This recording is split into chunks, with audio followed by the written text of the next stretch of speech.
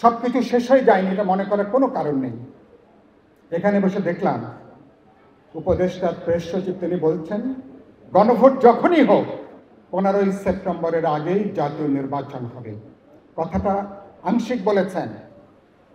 ফেব্রুয়ারি মাসের প্রথমার্ধেই গণভোট এবং জাতীয় নির্বাচন একই দিনে হতে হবে, এর বাইরে যাওয়ার তো কোনো সুযোগ নেই।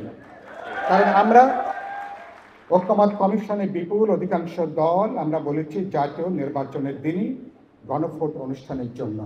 সুতরাং সরকার, এবং এটা তিনি বলেছেন তারা যেটা সবচেয়ে উপযুক্ত প্রধান উপদেষ্টা সেটাই সিদ্ধান্ত নেবেন। অধিকাংশ রাজনৈতিক দল জনগণের যে চিন্তা মতামত তারা একইভাবে তারা চিন্তা করে। আমি আশা করি এটা সরকারের জন্য বড় একটা কঠিন একটা সিদ্ধান্ত, কিন্তু খুব গুরুত্বপূর্ণ সিদ্ধান্ত। আপনারা বিশেষ কোনো দল, বিশেষ কোনো মতাদর্শের প্রতি আপনাদের পক্ষপাত থাকার কারণ নেই, বিশেষ কোনো দিকে ঝুঁকে পড়ার কোনো কারণ নেই।